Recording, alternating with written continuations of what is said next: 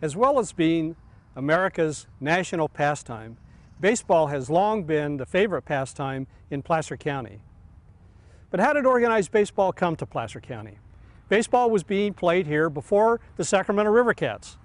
It was being played here before the Sacramento Solons decided to call Sacramento home. Organized leagues were played in this area before the establishment of Little League. In 1885, baseball came to Placer County under less than exciting circumstances via the U.S. mail. According to amateur historian Uno Hebuck, members of the Auburn Sportsman's Club had heard of a new game being played on the East Coast called baseball. These men wrote to New York for a copy of the instructions, which soon arrived in the mail.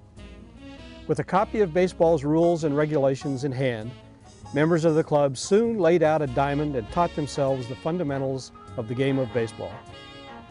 After a year of playing amongst themselves, the Auburn Sportsmen sought new competition and challenged Grass Valley to a 4th of July game played on a crude diamond where the Nevada County Fairgrounds now stand. Auburn won 18-15, touching off an intense rivalry that would last for decades. Following that game, baseball caught on like wildfire.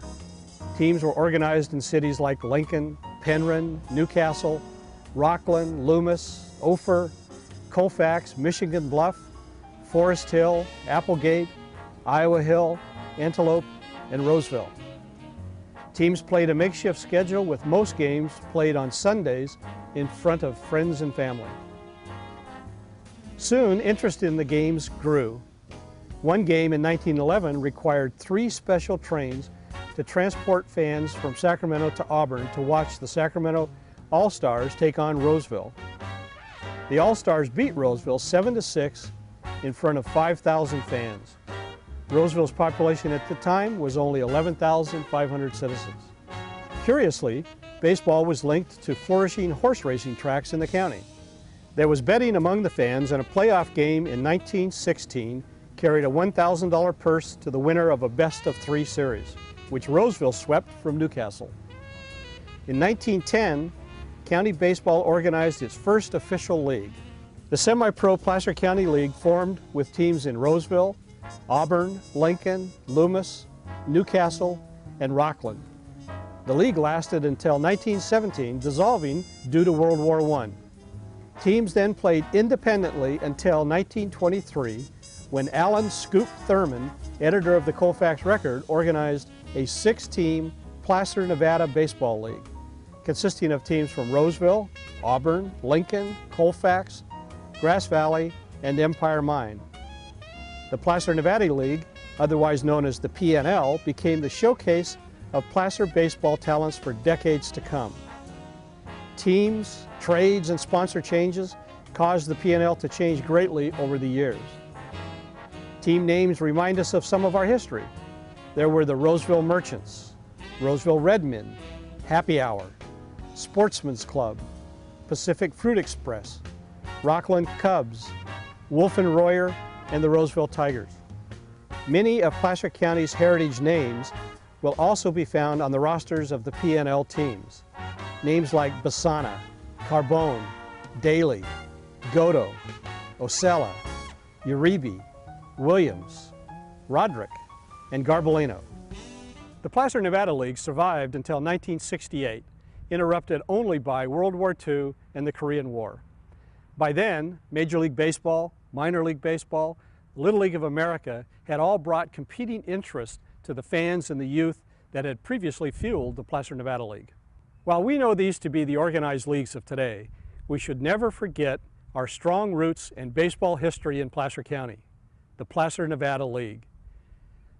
This is the story of that league, shared with us by some of the surviving players.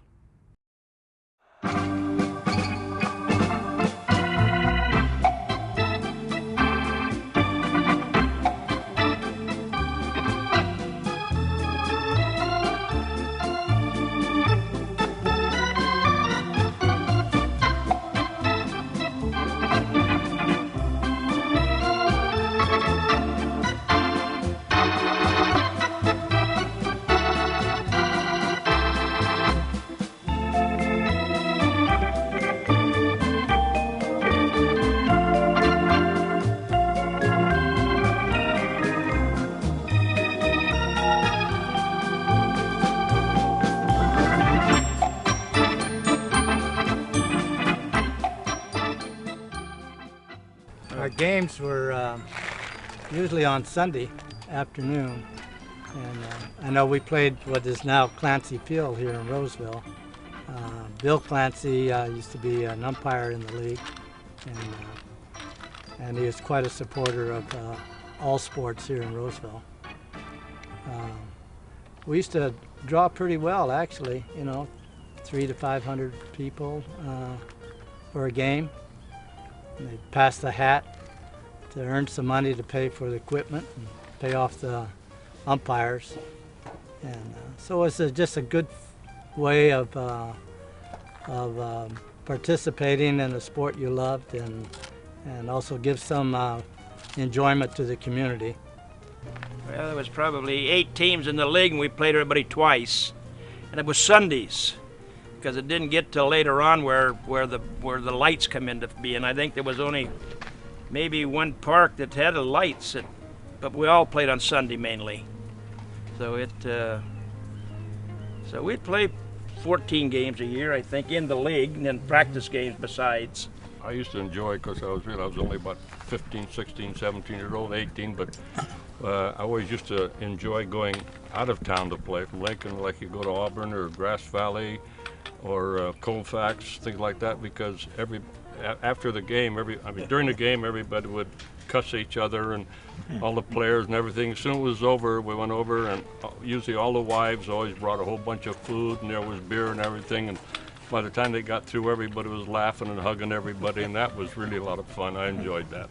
Yeah, in Colfax, we kind of had a kind of a country setting out there. It's where the high school is now. It was called the Rising Sun Ballpark, and it was ideal. It was the pine trees around and a few of the stands and things, and like they said, we'd get a lot of people would come to the ball games.